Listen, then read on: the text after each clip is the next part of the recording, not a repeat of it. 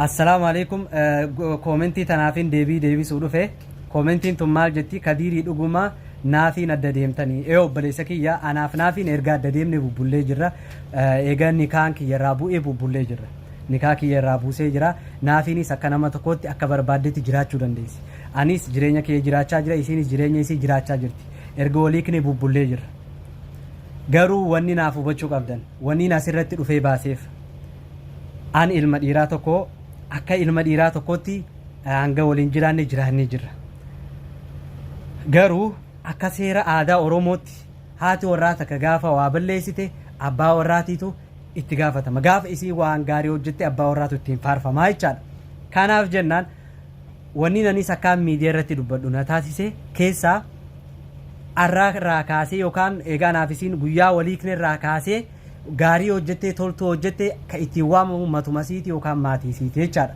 arraan booda ani ittiin gaafatamu kana akkasitti naafu badhaa wanniin akka waraabuna godhe illee kanaafuu obboleeyyan kiyya waliin akkuma waliin jiraachuun jiru adda ba'uunis jira ilmi namaa akkuma wajjin jiraachuun jiru adda ba'uunis jira kanaaf kun waan nurraan bahee miti ammoo waan rabbii guddaan isin qabu yoo dhugaan ilmaan muslimaa taatan adaraa badii kiyya fuutanii sittin qabinaa ka isinattin qabinaa liannoo maaliif adda deemnee jireenya keenya jiraachaa jira nu lameenu wanna ofii keenyaa jiraachaa jirra waan ta'eef wanna aan godhettis isin qabinaa wanna isin gootetti illee natti illee qabinaa liannoo jireenya jiraachaa jirra rabbiin isin qabne isinis jireenya keessan jiraadha isinitti yaa tolu isitti illee yaa tolu natti illee yaa tolu hunda keenyaafu wanna takka kaniin isinii dhaamu ammaas lammaffaa irratti social media irratti maaliif baaftanii nagaafachuun keessa hin oolu kun dirqama kiyya maaliif micayyoon tun dubartiidha ummanni fi namni hundi anaan quba qaba rabbiillee anaan quba qaba gaafa hagani kan kiyya jirudha har'a ammoo rabbiin ni beeka akkani kan kiyya jirre namni saanaa beeku sababuma juufi maaliif ummanni miidiyaa kun hundi waliin nu quba qaban isinis eenyu nu xiqqaati guddaan anaaf naafi jaarsaa jaartii kataane beekan gaafa isii taphattee kolfitoo agartan jaartii kadir jettan anallee jaarsanaaf hin jettan arra garuu sun akka dhaabbatu isinitti himuu barbaade isinis jireenyasi hireesi itti haa tolchu kanaan isin jechuu barbaada wassalamu alaykum ani gaafii fi qabaayu washitti ati akkanatti beekamtuu taate akkanatti feemasii taate Dubaayin keessatti feemasii beekamtuu guddoo taate akkamitti haga arraatitti paparazzi mo babbarazzi takkalleen suura matakkallee si furri firra hayxullee taatu kaaste sifattan suu dabdemee gaafii tananaadee Cinaaf du'aadha akka waan rabni na beeksise akka nama tokko akka dargaggeettii takkaatitti nawwabee taa'u osoo cinaaf du'a namaallee deeme yoo tana Nasrii Aanolee maan naan jedhe waa'ee cidha kennaa haasa'e cidha siigoona sila Dubaayitti cidha siigoona iyyuu naan jedhe garuu cidhaaf du'a namaallee hin dhuftu eenyu cidha keessatti dhufa naan jedhe wallaahi na kolbisi an cidha namaallee du'a namaallee dhufu hin dhaqu hin beeka ka gaafa wayii beeka suuraan siin jedha suuraan ani mobaayila tiyya keessaa qabuudhaan suuraan tun amma jirtiimi suura matanaan ala tamachi garagalee namni biraa na kaase wayii hin jiru. Wow. Paparazziin hin jirtu jechuu achi paparazziitu hin jirre Dubaayita akka fuuldura kiyya bar wanni wayii dhufuun beeyna yoo silaa asuun tun galaafatte malee kun horii yoo sana mobaayila isiitiin suuraa kaa'uulle yoo isiin na galaafatte malee suuraa isii katakkaa furrii kadhu katakkaa gajjedhu ol jedhu isiin imkaan dhiis gudii na godhuuf deemti. Boy, sitti. Wallahi nama gaggannoo godhu jechuudha. Waayyartuu tana ansuu tana mobaayila teessi harkaa hatanii biyyeen si nyaatti biyyeen addaan bayateen na taati. Paaswoordii qabii jabeessi. Halkan illee garaa jala tut masaajaa keessa kaadhu buli jedhi. Wayita si keessa walbarsiisan sitti dhaga'e. Suuraan garana garas jejjedheetiin hin ka'e keessaa balleessi. Meeta immoo hin jirtu hin erganne. Fattuu shaawala usaala na beekti. Asuusitu bilookii na godhe reefu tana mana ashitti keessa. Waan ani citii baasu seetee rifatte. No, asuun hin jirtu as wayita sana. Okay. Wallahi, jaa'ibee bar manni fuudhee mana nama biraa keessa na galche. Yoo an sarchii godhu hin argine. Eegas duuba you have been blocked from Ashitti's live nine days. I was like, what? You have been blocked. Fatush and Dubatot. But yeah, welcome. Say something. Say something, I'm giving up on you. Macam Ingiliznya igabash. Denaz. Whatever. One city you looked at as you put it. Be a Yo, Tia, the Namana, you malif tested in it 50 years. I think I'm a litigation. To sing and sing. Hey, my love. Yeah, Assalamu alaikum min jiru akamoltani min jiru. Assalamu alaikum yo jenne zaminu jala kebalun jiru mira kesa sentani akkatti dubbattani maal goonare. Rifadhe wallahi miti tami takkanatti anin beekan isi sigalende mana ina Mr. Abro binoracha no kaka in beekan beete rahman beekan. Enna mana ina Mr. binoracha no kaka Misteri Jojirate silalle misteri himu dufte yo ati yo asiba sedemte mano fi bante yimti ati mana ina Mr.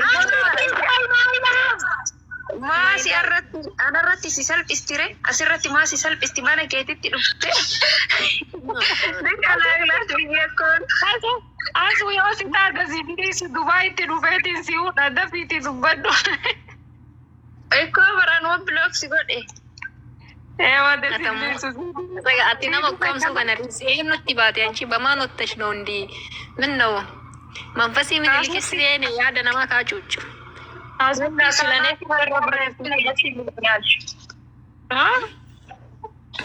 Waatu jira. Gaafa si dhukkubsan jennaani gaafa si dhukkubsan jennaani tarii gaafa tokko ashittiin dhukkubsattee bakka wayii deemuu dhabdu namni siin bira deemte surraamaa ta'uu dhabdu jettee. Wallaahi ani dhukkubsattee Ani immoo yoo tana bicha yoo dhukkubsattee dheeti ba wallaahi. maal dhukkubsadhe dhukkubi dhiyoo tana akka tasaa wanna dhiyoo tana ID haaroo wayii baafadhe raajii wayii ka'u inoo raajii wayii ta'a ID biyya tanaa kan kunoo mirmaraa eegga kaseenan ka akkana qabatan tokko hin jiru uffata baafatanii akkasii.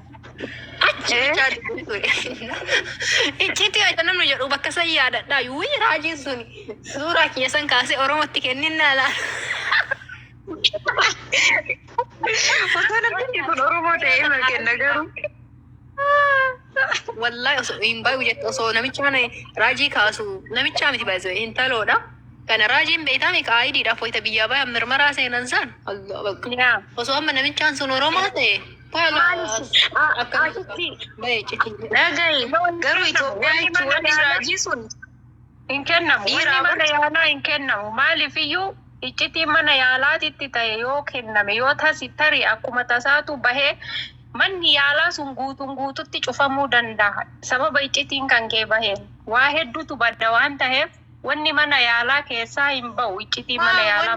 Wanni biyya teenna akkanumatti bakkuma hundaa babbayeetii barka. Even ka biyya kennaatu wanni mana yaalaa iccitii mana yaalaan ba'u. Maaliif wanni dhukkubaa wal qabatu kun wanni dhibee wal qabatu kun hin ba'u. Maaliif tokkoffaa iccitiin sun akka itti baheettu jala deemameeti qoratama. Eenyutu baasee eenyutu raajii kaasee eenyutu dhiiga fuudhee eenyu doktorri isiin guyyaa san argite eenyu narsiin gaafa san isii argite eenyu kun hundi hin qoratama. Jarri tun hundi hin hidhamti. Eega hidhaman laayisansiin irraa fudhatama. Eega irraa fudhatame manni hospitaalaa yaalli sunillee shaddaa'uun ta'uutu jira.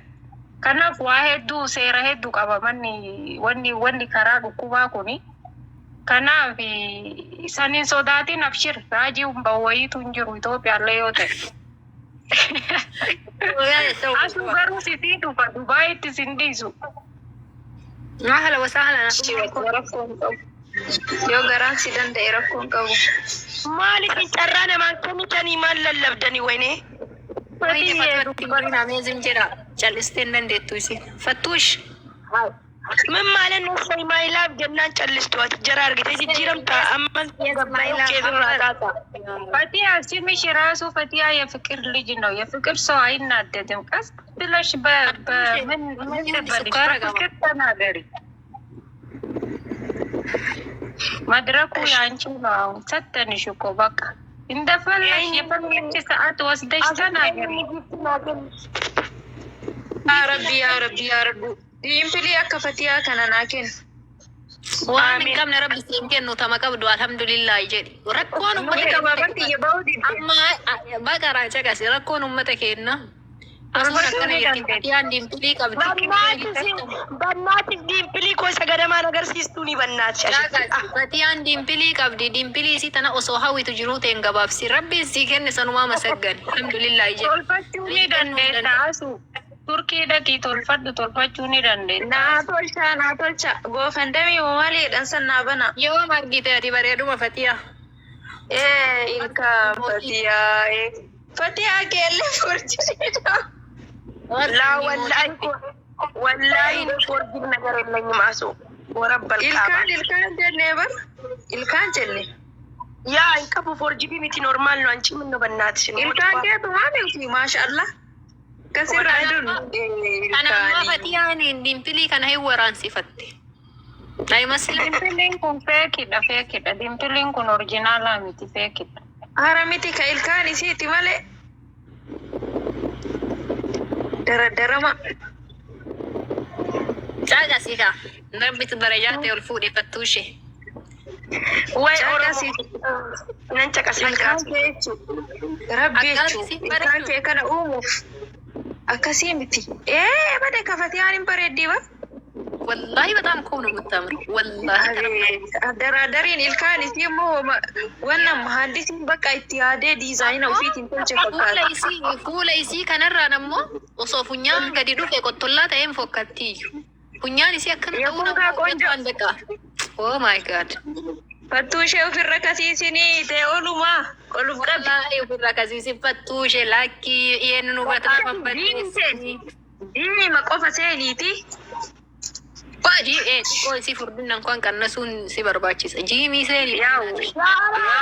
Amma kuma nyaata nyaachuun dhiisee bar xibsii jettee na nyaattee budaanatti taatee mucattii keessan kuno. Xibsii nyaatti halkanii guyyaa itti geemii taphattee maallaqa geemii. Kuma $4 kuma $4 Oromoo irraa haga fudhatte. Xibsi bakka xibsiitiif mirindaa malee hin ooltu. Nyaatni waan keeti. Nyaata kadhattee argatte. Anytime Fatiyaa wayita laayii seentu xibsii bira argita. Mee Fatiyaa viidiyoo ka yoo isin fuulaan as garagalte mee Fatiyaa viidiyoo achi qabiyyeen xibsii biratti argita. Wallahi an girrimina jedha. Kaaffeen ture bara asuu nuttee deemte kaaffee bashannanaan ture adda. Rabbi dabarse maa waan nyootee qaba isaa balaraas naa yaa habiibti. Hisaaba Oromoo nama kuma 24 na daawwatanii gaafa nani bakka yeroon akkasii baraasuudhaan anaa geemii taphataaru nama kuma 24 madaalaa jira. Maaliin hisaaba an kalkuleetii jettan sana dhahaa jira maali bakka nama kuma 24 mi doolaarii kuma 24 argatte bakka Kaanaadaa miti Kaanaadaa bira yuuniin taran jedhe hangan laayivii irraa bahu lubbuun na cinqamtee gaafan bahee deemee ilaalu wallahi waanuma ijoolleen kaayiroo guyyaatti taphatanii argatan hin argadhe salphadhaa Oromoo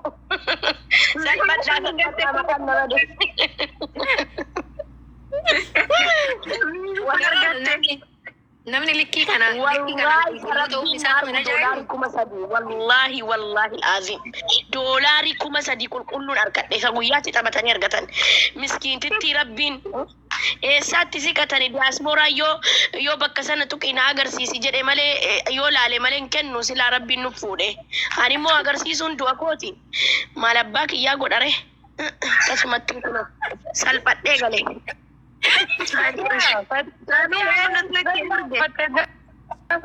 Bello maaliif uffatte gaafatan?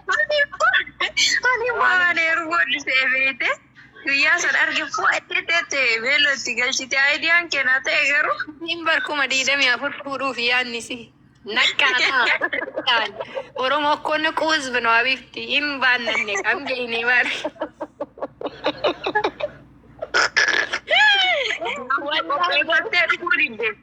ummanni haa mirqaanessi kennu.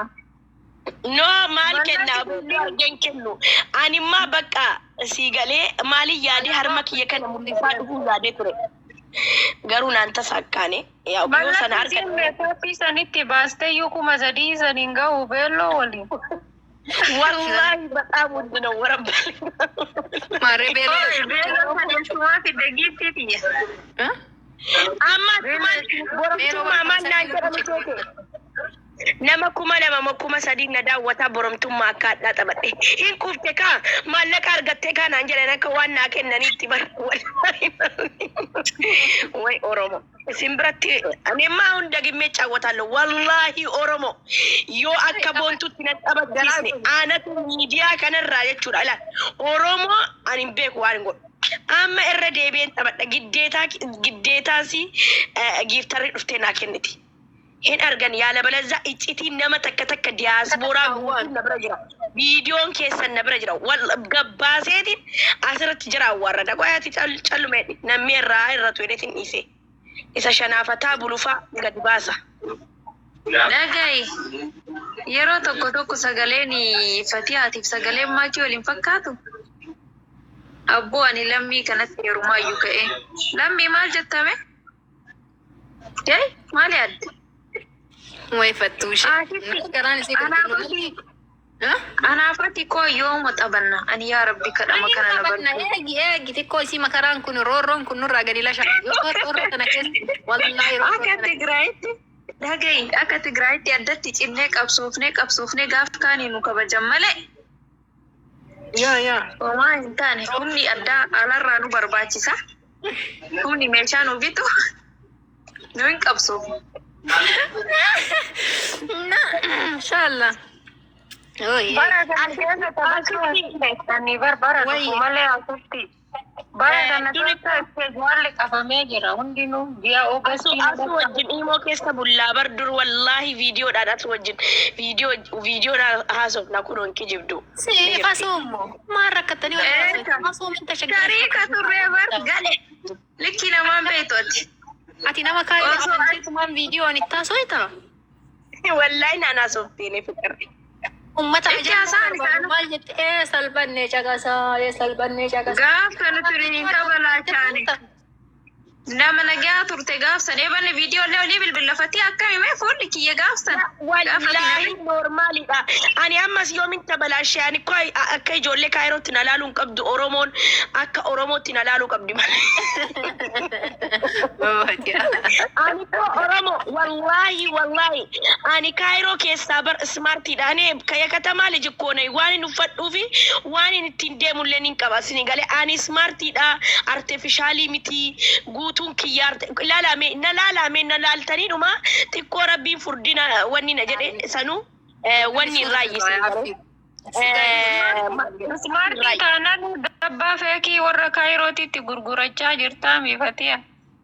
Wallahi ani sinigale maalifi bakka injiraamiin zanaa jechuun barbaada bakka relax garuu sanuu uccuu kiyya laala maachi gizeen uffadhu maalifi alwaan ashkaal Itoophiyaa fi Dubaay irraa Kaayiroo irraa uffadhu sinigale Ashkaal jedhu. wallahi akkasitti uffadhu understanding kiyya eeggadhee mastaawotaan of laaleetiin qabba. Maaliif ashkaaliif maal jette? Alwaan ashkaalii dhufadhu. Alwaan ashkaal jechuun arungaadee bicaa kan hin dabalatu. Fatiyaa waa borcii nama keessatti gadi dhoogu sanoo maan gurgurreetti waan dabbaa qofamaa gurgurtu.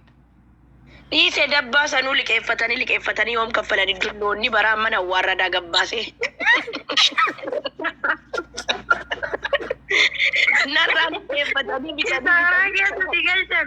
Ganaa gaabii taphattee birrii argattee dhaniiti wa karaa irraa deemfatanii soqanii. Nama afur silaa ana namni anatti bu'ee silaa hin warradama wallaahi ani moo nan galteen Oromoo gadi ni baasa.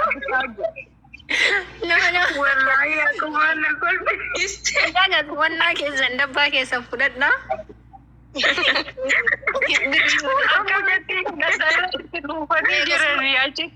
Osoo hurdatiin keessan gadi bahin deebisa.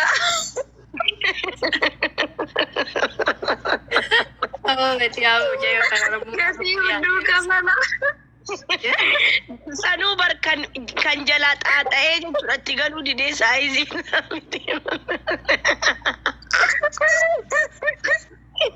Damo sponji miidhamu sponji isa pilaastikii wayyaaf bar inni pilaastikii miidhama akka paamparsiiti si galee.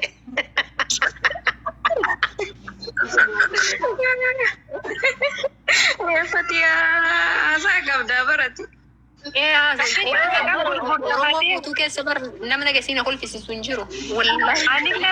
Anillee sirraa bitadhaafatee haa tokkichi meeqame? Ati qalloodha amma kan qalloo ni jira.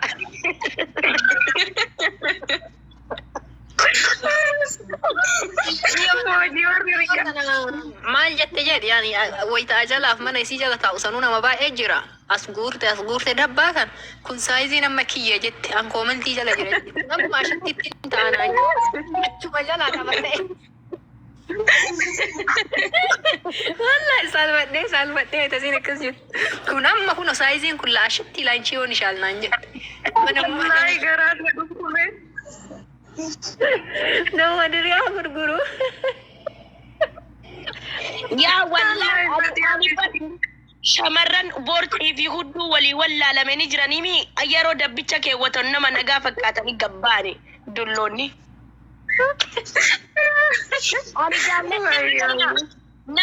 Nama shantu narraa liqeeffate kisaaraatti hin galee bar nama shan abuu gabba. Abbichi sun nan tuqu hin bu'u malee maaliif miidiyaarra gabbaasa ka'a. Ati nama fakkaadhaaf itti kennite jarri garuu uffattee sii kaffaluu didde. Ani bakka miskiina kun bakka ta'e deemuuf tokko.